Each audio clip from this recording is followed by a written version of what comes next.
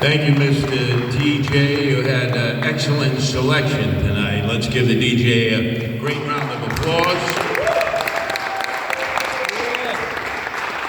I understand, Alicia, when this magnificent hall was built, probably about what? You told me back in 2021 when I came to see in my first campaign, and you were just sort of doing the reconstruction about 1926? It opened up in 1926. And a dance hall, right? Yes, sir.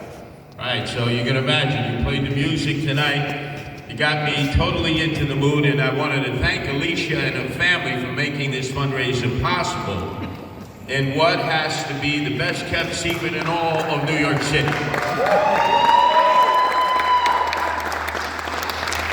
Clinton Hall, right? Named after DeWitt Clinton, right, the former governor. Not Bill, huh? Right, so, and apparently your son told me you had a house right here. Don't tell me near the Guanas Creek.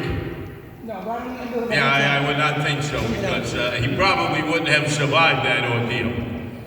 But back in 2021, when I ran against Eric Adams, in one of my many visits to the area, because Alicia, her family, and others were in the midst of tracking down, as you are now, probably happen in a few hours, guys and gals who roll in with cars and vans and mini trucks with speakers the size of Frigidaire refrigerators, playing bachata and reggaeton at decibel levels that would crack your eardrums.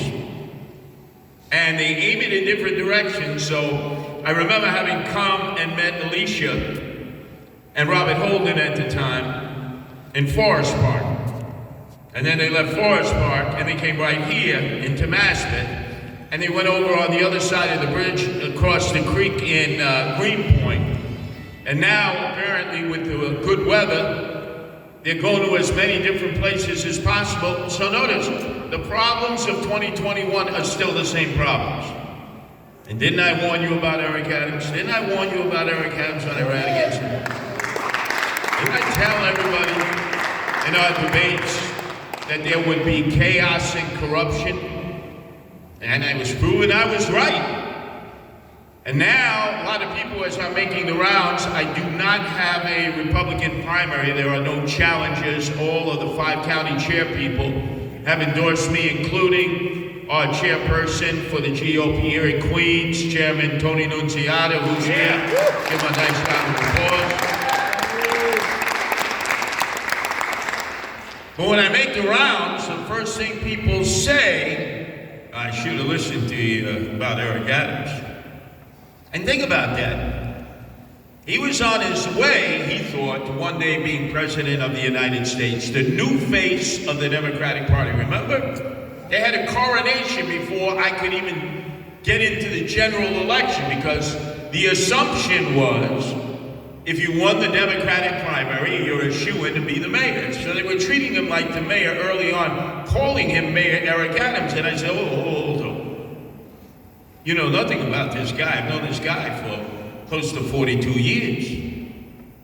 He's not what you think he is. And you're making a dangerous assumption that he's going to do a good job. And all we ended up was de Blasio 2.0. And in between that, we had Andrew Cuomo, the governor, who had to flee to the Hamptons because he was going to get impeached. And you know all the problems and baggage he has. If you're an elderly person, you got to hide, especially during the lockdown and pandemic. No cash bail, raise the age. We could go on and on and on. Almost all of our problems that we're suffering now, including the lack of noise abatement, is because of Andrew Cuomo. Because even if the cops were to do their job, even if they were to go and intervene and get involved and make arrests, the person is out in the street, lickety-split. Why? Because of no cash bail. And Andrew Cuomo has doubled down on that just a month ago at a black church up in the Bronx. He said, oh yeah, I'm a true believer in no cash bail. We know you are. So that's why we're in the chaotic situation that we are.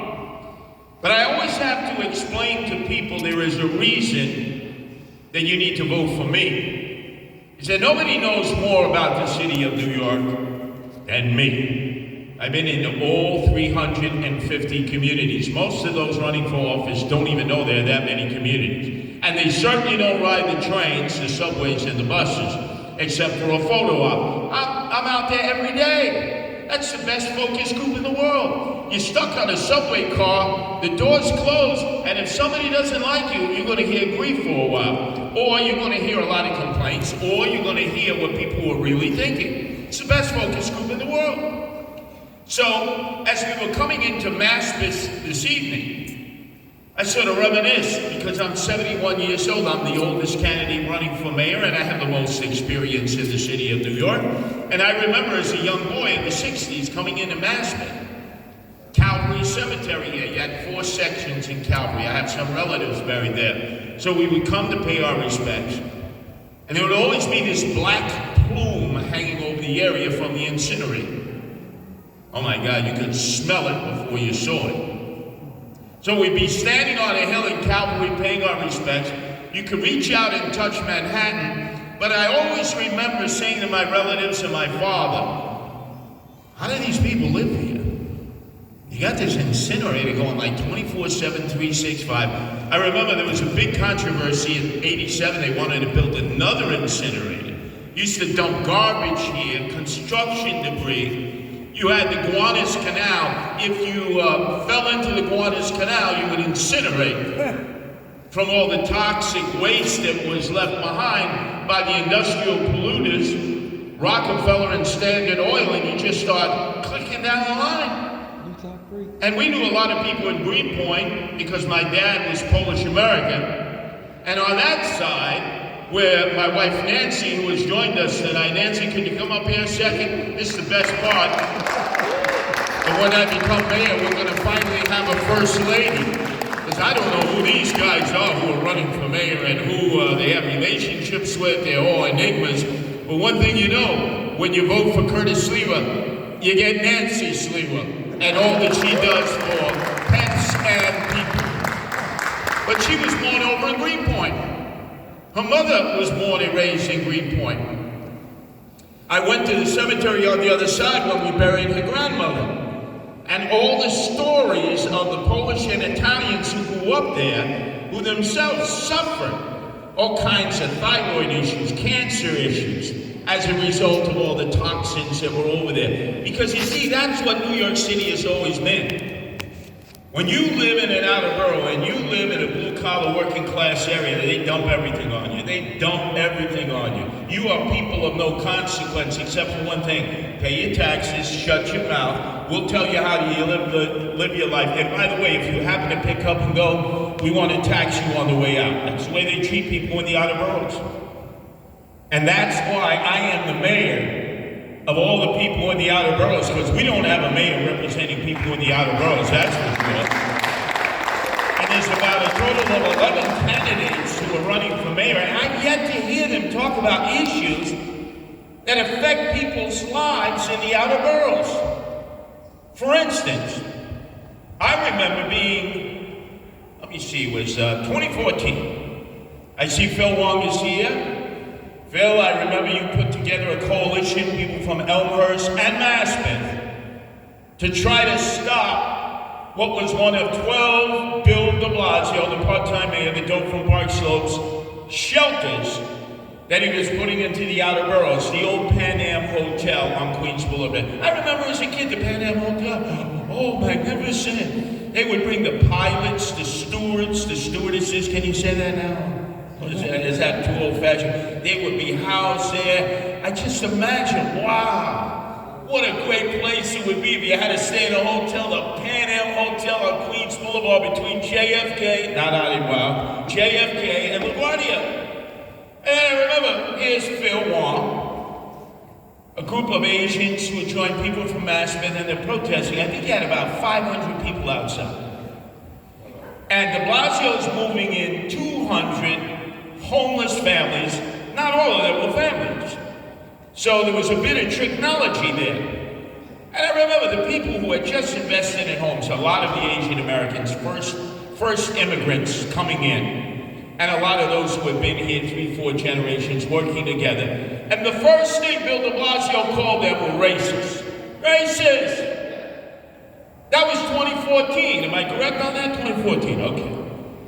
So let's move it up 2 years. And de Blasio is marching through the boroughs, the outer boroughs, putting up shelters the way Sherman marched through Georgia at the end of the Civil War against the Confederacy.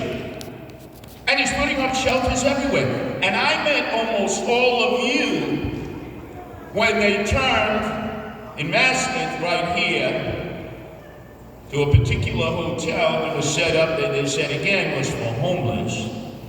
And it was at the Mount Airy Lodge up in the Poconos. And I remember being invited. Rob Holden was there. Robert Holden, he wasn't elected city councilman yet. The community leader, head of the Juniper Valley Civic Association, part of the community board. That's where I first met then the florist there, Tony Nunziata. He had deathbed lilies for me. Said, don't worry, we don't have the incinerator open anymore. I remember the big stage, and a huge number of people there, and you were there like every night. And remember, before that, you had a community meeting. The only time the de Blasio administration ever had a community meeting before they put in a homeless shelter. And you all rocked the house. You chased the DHS commissioner out of there, and they knew they were in a battle. And it was the only time up until that point that a community won. And the shelter did not exist. And that's when I met all of you. And I said, oh boy, this is great community organizing. Let me see, that was 2016. Not only were you effective in organizing, you traveled to where the Department of Homeless Services Commissioner lived. I remember joining you there. You helped other communities. I remember I was in Sunset Park where they were turning a no-tell, motel Holiday Inn, like that was not an express, into a shelter. And that's where I first saw it. I think it was you, Charlie, who came up with the phrase, the dope from Park Slope, meaning Bill de Blasio. And I use that on WABC. As you know, I broadcast there for years, always broadcasting Curtis. And I stole that phrase from you, Charlie, although it was on all the posters. This was great organizing. You guys went to, I think, Prospect Heights. You went, whoever was involved in this process, you became their worst nightmare. And it was the best form of community organizing that I had ever seen. Democrats coming together with Republicans, independents, old with middle-aged people, new first-generation immigrants, legal immigrants, joining together with those who had been here for a month of Sundays. And you proved that it could be done. And I was proud to be part of that effort. And that was what really bonded me to Maspeth and Middle Village and Ridgewood and Glendale. So if you don't have a feel for these communities, how can you be a mayor of the community and the city? And if you're not familiar with the neighborhood, don't you think you should allow neighborhoods to determine their fate? That's not what this mayor believes.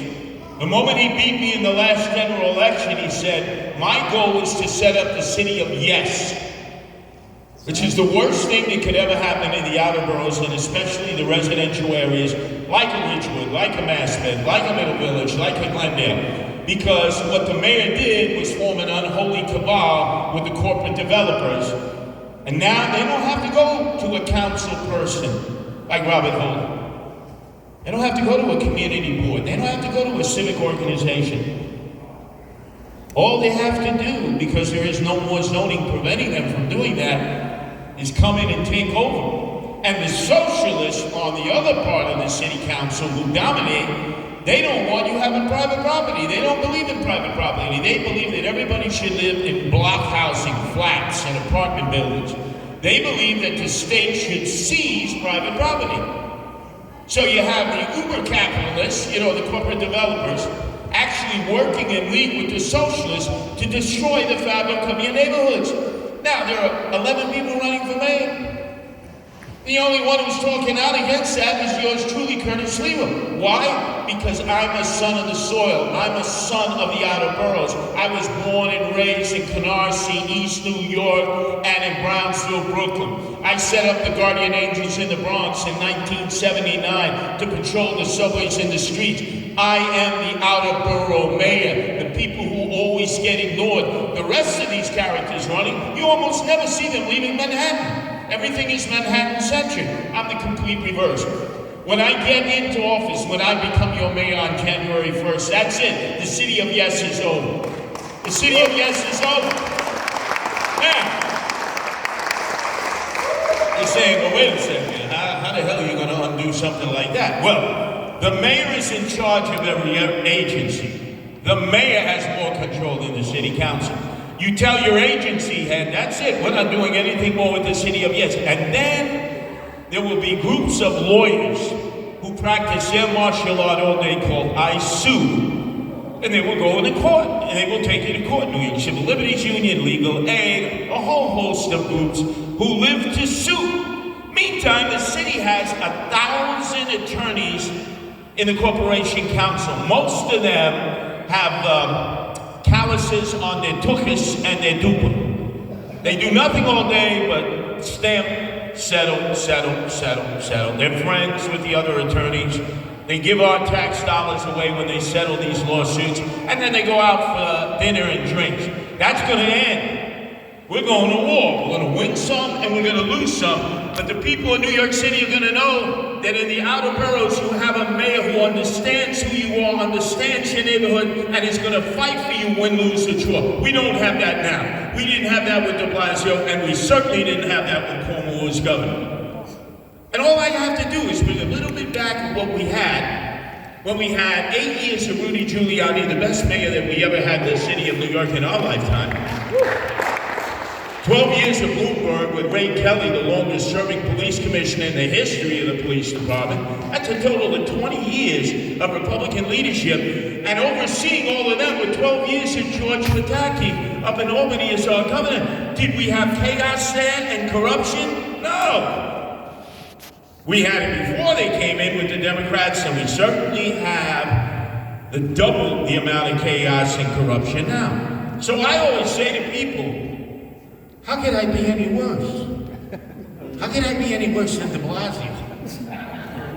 How can I be any worse than Eric Adams? I mean, think about it. And now, I know there's some of you doubting Thomases. Whether you're a Democrat or a Republican or an independent, there are some people, they like to be like parrots. They like to repeat the same phrase. There's no way a Republican can win a citywide election. You know, there are 6 Democrats for every 1 Republican. Actually, it's 8-1. So a lot of our Republicans are no longer here. You know, they've died and they've gone to heaven. I think most of them have gone to heaven. Or they fled to Florida, Georgia, North Carolina, South Carolina, Virginia, Tennessee, Texas, and parts unknown. But there are a lot of Democrats, likewise, who have done the same thing. Because it is unlivable in the city. Costs are too high. You can't find affordable housing. So all of these candidates say, yeah, affordable housing, affordable housing. Okay, what are you going to do? I'm going to build 300,000 units. When are they going to be up? In 15 years. I'll be dead, and I'll be in cavalry if there's any space left by then. Well, what are you going to do? I'm Andrew Cuomo. I'm going to build 500,000 units. And what about you? I'm going to build 1 million units. Well, one thing that Robert Holden taught me, I hadn't even thought about it, because he's been like a mentor to me in so many ways, especially when we're talking about outer borough issues.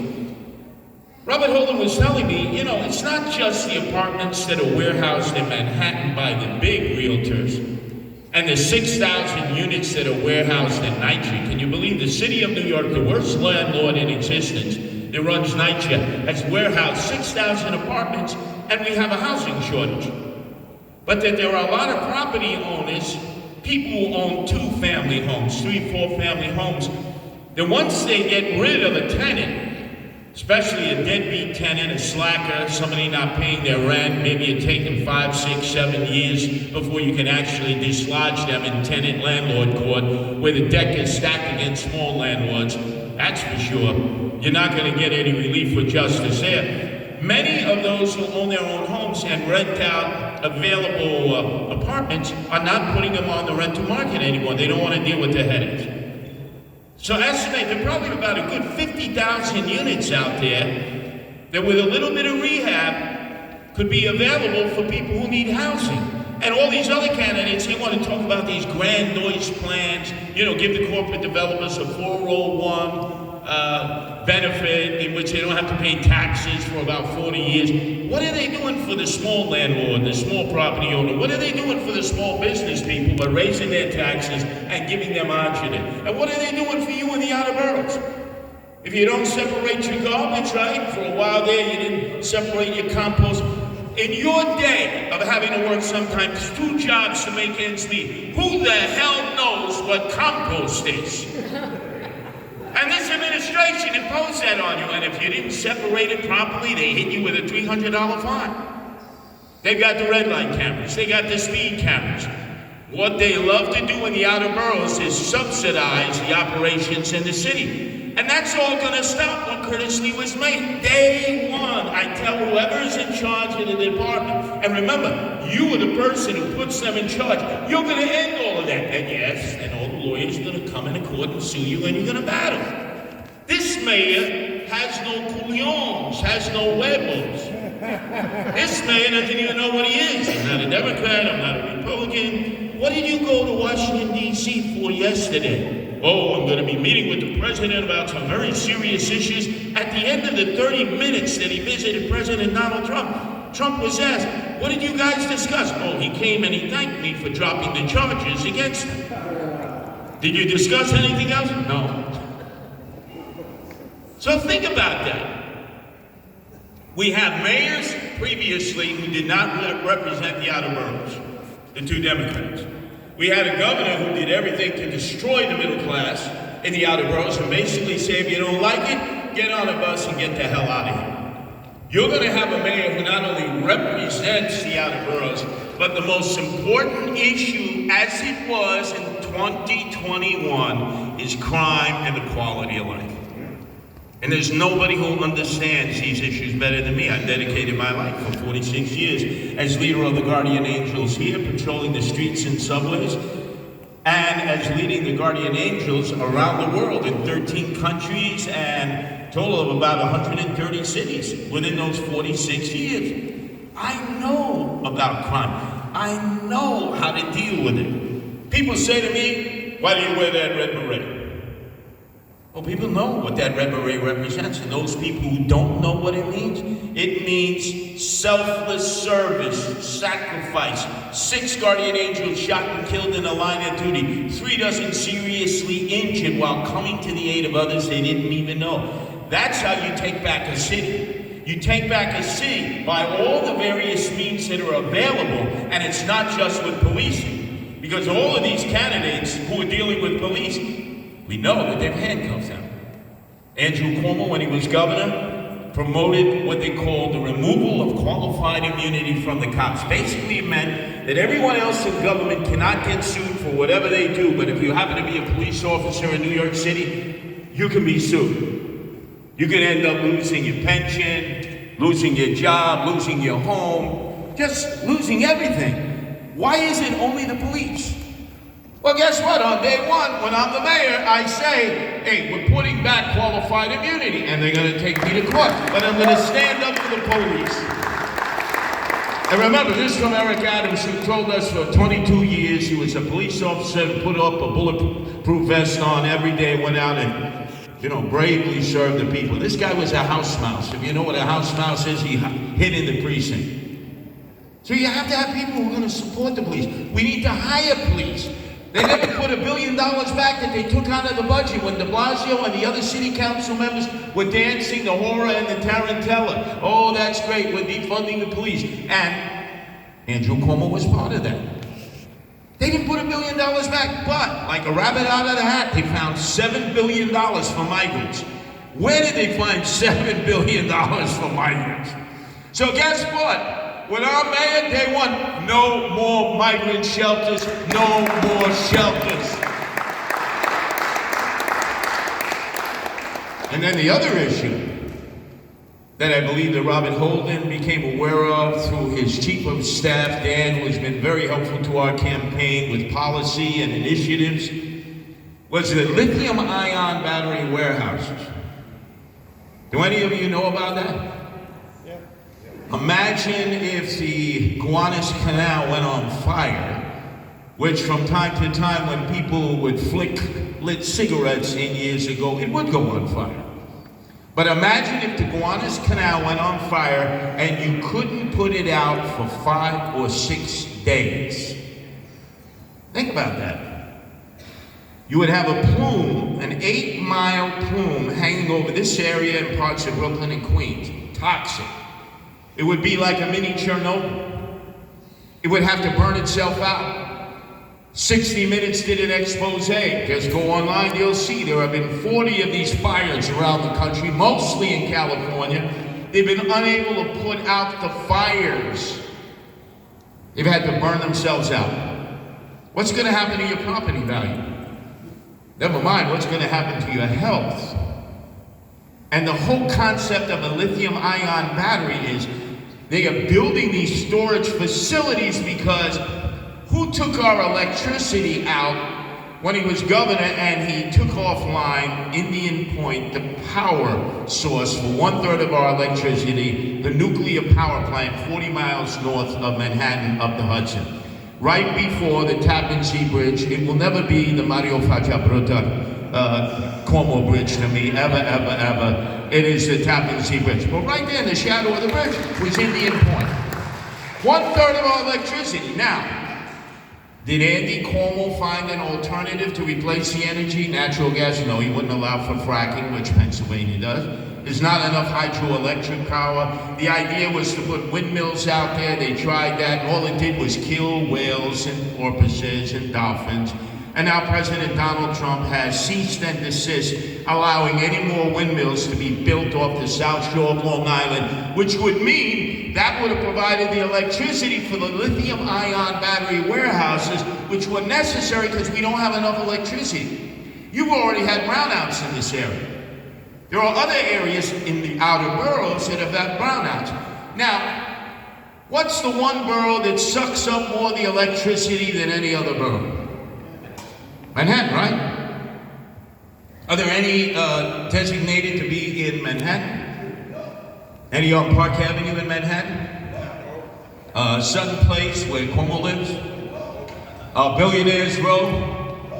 In fact, just to tell you a side story about shelters, when de Blasio was mayor, he said everyone has to do their fair share, including billionaires on Billionaires Row.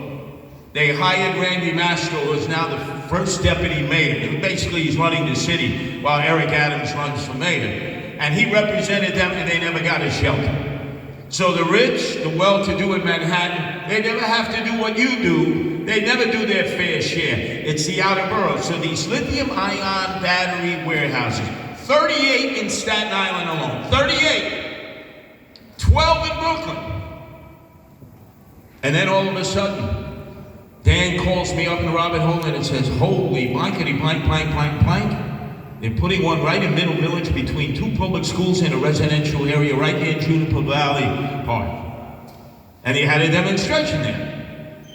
And it was great, but I got news for you. They just had a meeting last week. They're putting one by the Veterans Hospital by St. Albans. Different kind of a neighborhood, predominantly black, middle class. People who have invested all of their money in their private homes, and they're sitting there, packed meeting, about 500 people, and they're telling them there's not a damn thing you can do to stop us because of the city of yes. We don't have to go through your city council person, we don't have to go to the community board, we don't have to go to civic, we don't even need to have this meeting. Because we're such good neighbors, we felt that we would give you a heads up, and they were all in shock. And it's going to be in the Bronx too. And I'm leading the effort to shut them down in all those locations. Have you heard any of the other candidates for mayor talking about this issue? No. Why? Because they profit. Eric Adams, he gets wine-dined and pocket-lined by the developers, as does Andrew Cuomo. And the socialists love it because it's green energy. But it's going to destroy your quality of life. Yes, we need lithium-ion battery warehouses, but they need to be in industrial areas. They're all being put in residential areas, right next to schools, right next to people's homes. And I'll never forget, I was at the meeting in Georgetown, which is next to Canarsie, where I grew up. and it was sitting in Community Board 18, and the two guys who were representing 9DOT, which is a big corporate entity, were asked by the crowd, packed crowd, would you live next to a lithium-ion battery warehouse with you and your family? And they were honest, they said no. You can imagine that community went crazy. You mean you wouldn't live next to a lithium-ion battery warehouse, but you want all of us to do that? So now we formed a coalition, we're going to shut them down. Lee Zeldin is the EPA chief, former congressman out in Suffolk County. He's starting to listen to this. Obviously, President Trump shut down the continued building of the windmills off the South Shore that would have provided the energy. And through a coalition of Democrats and Republicans and independents, we're going to do this. And I've led many of those protests because I believe in people power. I'm the mayor of all the people. I'm the mayor of the people in the outer boroughs. And on day one, when I'm mayor, I look to my agency head of the EPA and I say, guess what? We're issuing orders to stop all construction of lithium-ion battery warehouses. Day one. And then all the lawyers get ready and they go into court and the battle is on. You have a shelter on Cooper Avenue. I remember participating in those initial protests when de Blasio put that shelter on Cooper Avenue, and it caused chaos in Glendale and Middle Village, especially Glendale. Oh, I love Glendale. The other night I had to speak at the Republican Club on Cooper Avenue in Myrtle, and it was like a flashback. I love walking all through Cooper Avenue because, you know, you go left, you go right, you go left, you go under the viaduct, over the viaduct, and you eventually get to your location. But it's a throwback to a different era in New York City. And yet that's changing there too. So guess what? We need to shut that shelter down now on Cooper Avenue. Enough is enough. No more shelters, no more migrant shelters, no lithium-ion battery warehouses. We need to preserve a better quality of life. We're going to hire 7,000 cops, and I'm going to tell you how. Tonight, the Knicks are playing the Celtics on the hardwood of Madison Square Garden. I'm assuming most of you are Knicks fans. I'm a Knicks fan. But I hate, I loathe, I despise the owner-operator of Madison Square Garden, the Rangers and the Knicks, Jimmy Dolan. Do you know Jimmy Dolan pays no property taxes since 1982? No property taxes. That's $43 million a year. Why does he get a sweetheart deal? Because he greases all the politicians. He hires all their buddies. He's the place to go when you need to get a job for somebody in the know. That ends. Then you have Columbia and you have NYU. I'm not going to touch your endowment. That's been contributed for their operation. But they have become real estate agencies. They buy real estate in the neighborhoods. And that's real estate that is not to house their students and their teachers. They're like corporate developers. They owe us $400 million a year in property taxes that they've taken off the property tax rolls. That's a total of $843 million. That's how we're going to hire 7,000 cops, recruit them, train them, vet them, and then on day one I'm going to tell them, go out and do your job. We take your handcuffs off, make arrests. Nobody parades through the streets of New York City demonstrating. You get a permit, you're told where you can be, everybody has the right to protest, but you don't run the city. We run the city. The taxpayers run the city. The quality of life will be returned, and we will have a good quality of life. I just want to spend a moment talking about Alicia. First met Alicia back, actually I first met Robin Holden. You know, I believe that Robin Holden is a city councilman today because of Alicia, and I'll tell you why. At the time, Elizabeth Crowley, who was part of the Crowley machine, Joe Crowley machine, Alicia was a concerned parent about her children and other kids' children and other parents' children, and she tried to get the attention of Elizabeth Crowley, and she played her off like she was a person of no consequence. From that day forward, after she met Robin Holden, she spent every day helping to get Robin Holden elected, and Alicia, through your work and other people's work, we ended up having the best city council person in all of the city council, Robin Holden.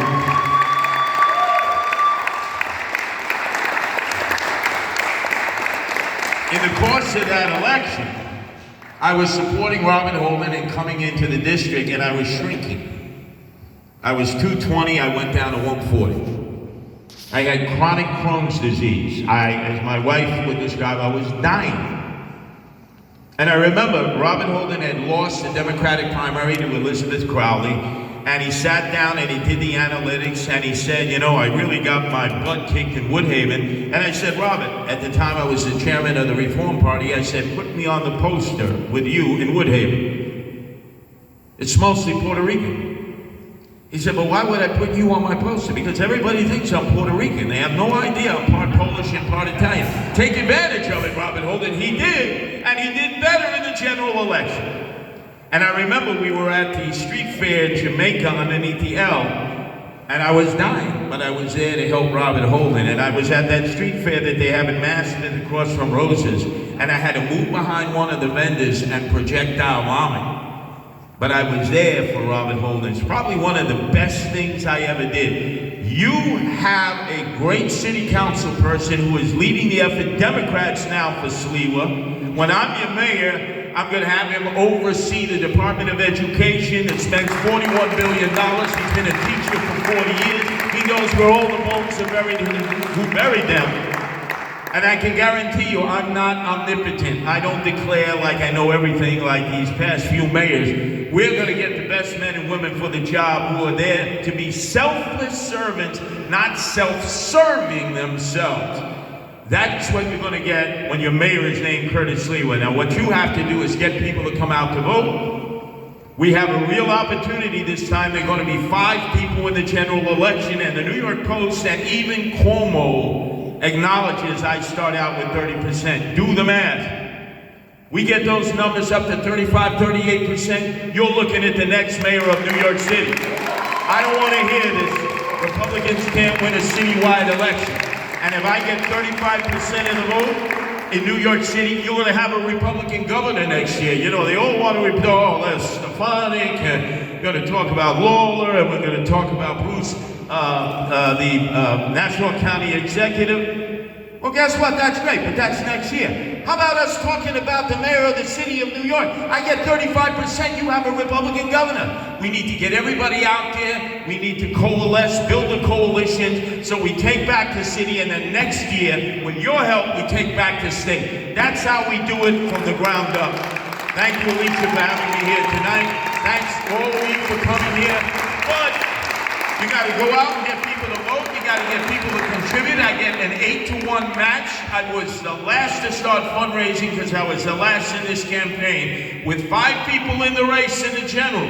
Let's assume Cuomo the Democrat, Zohan Mandami, you know, Working Families Party. Eric Adams can't figure out what party he's with, Independent Party. Another guy named Jim Walden, Curtis Sliwa, who will be running on the Republican line and the Protect Animal line, because we all love our animals, and that's one thing that brings people together. Alicia is also running on that independent line. I also want to acknowledge this is the only city councilmanic race where Robert Holden has endorsed not only Alicia and his staff to run for a seat as a Republican, but also Phil Wong, who's here running as a Democrat. You can't lose. It doesn't get any better than that. So thanks for coming tonight. Thanks for letting me sort of revive my memories of Maspeth and Ridgewood and Glendale and Middle Village, and most importantly, Alicia, to you and your family that created this great institution. And I can't wait to return tonight to be chasing these bad hombres who love to keep people up morning, noon, and night because they don't have to work a job playing that bachata and that reggaeton until 6 o'clock in the morning. Thank you very much. Thank you.